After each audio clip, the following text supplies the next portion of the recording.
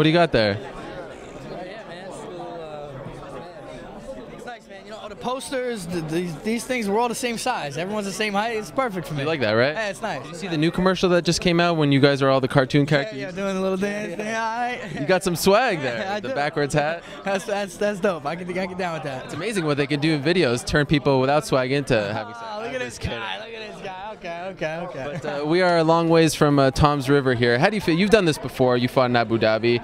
Now we're in Japan. Do you like fighting far away from home, or would you rather just fight in the U.S.? You know, it's an experience.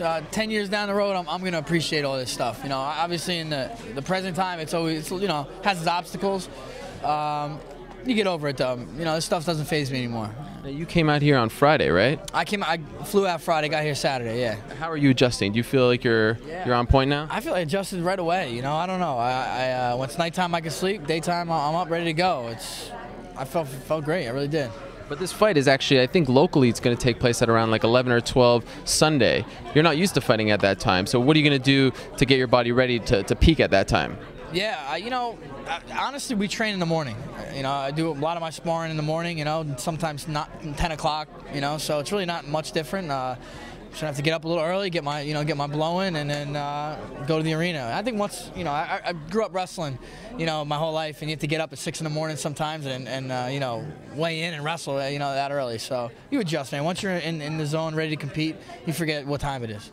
Correct me if I'm wrong here, but it feels like finally, as champion, you no longer have to answer those questions about, you know, the BJ stuff, the Gray stuff. Finally, people have accepted you as champion, and now you're coming in as the big favorite and as the guy to beat. Does it feel different from your last couple of fights, this one? You know, it doesn't. I'm the same in here. You know, I always have my own doubts and my own assurance. So, you know, I feel good. I feel confident. And, you know, whether I'm the underdog or not, that stuff obviously doesn't matter because I've been the underdog in my previous fights and I came out on top. So I don't pay attention to those things. What kind of problems do you think Benson poses as a fighter? You know, he's a big guy. He's athletic, very flexible, and I mean, maybe impossible to submit. So he's got a good pace, good engine. He's got a lot of things. You know, he's very well-rounded. You know, I really can't say he's picked many, you know, holes in his game. Right. Do you see any glaring hole in it? He told us that the hole that he thought in your game, that you leave yourself open. You know, you were rocked by Gray Maynard a few times. That's what he thinks is your biggest hole in terms of striking. Do you have any holes in his game that you'd like to exploit? Yeah, you know, I'll be honest, man. I really don't see many holes. You know, so a lot of that stuff. I don't know if he's fought guys like me, really, per se. You know, he's tried to compare me to Clay a little bit. You know, we move a lot. You know, I think, you know, sometimes you see holes when they happen, and that's how I'm going to have to approach it. How has the media here treated you? You're the big champion coming over from the United States. How has it been? How's the experience been? Besides you telling me I got no swag, I mean, it's been pretty good. You got to keep you grounded. I mean, you know, we don't want to get to your head. No, it's been great. You know, the Japanese media is very, very cool, man. They're you know, a little reserved and stuff, the way they handle things. It's been a great experience so far. Now, have you ever been to Japan or any of the, I know Henzo has fought over here, Ricardo, have you ever been with them over here? No, I haven't. This is my first, well, besides the press conference you know, a couple months ago, it's my first time here, you know, competing here and everything. Have you asked them for advice about what it's going to be like? And what? Yeah, I did. You know, the whole silent crowd, you know, just getting out here early enough to get acclimated, the food, you know. But, you know, luckily I don't cut much weight, and I got a pretty strong stomach. You know, I've pretty much found a couple of Italian places to eat at, so I feel at home. How much are you weighing right now? I'm probably 160, you know, maybe a little less. You know, I'm working my way down. You know, I mean, that's kind of what I weigh. Yeah, so it's nice. Is the UFC still trying to put that idea in your mind of going down to 145? I mean, it's they haven't really mentioned it in a while, you know, especially with this fight looming. You haven't heard it at all.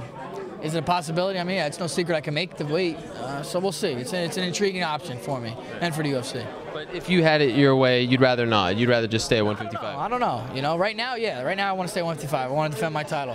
You know, after this fight, I probably want to, you know, want to just keep going at it. You know, see what I can do. But it's a nice option to have. Yeah. In the New Jersey, New York area, it's been really good times, right? Where the Giants and Knicks are doing really well. Does that stuff kind of motivate you as you go into battle? It's cool. You know, it's cool to feel the buzz, feel everybody's got a good demeanor around them. You know, it's winning attitude kind of rubs off on people. Yeah. When are you going to get your teammates back for hijacking your car there? Yeah.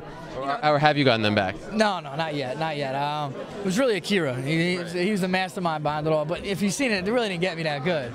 You know, come on, we gotta do a little better than that. Well, it seemed like you were nervous for a second, but like the real Frankie came out, the swag came out. You're like, how dare you get that card down right now? Do you know who I am? You didn't pull out the "Do you know who I am" card, which would have been bad. No, you can't do the "You know who I am." That's swag less. You know what I'm saying? But yeah, you know, I came out a little bit. You know, so. Will you get it back? Oh, yeah, I will. It's got to be something good.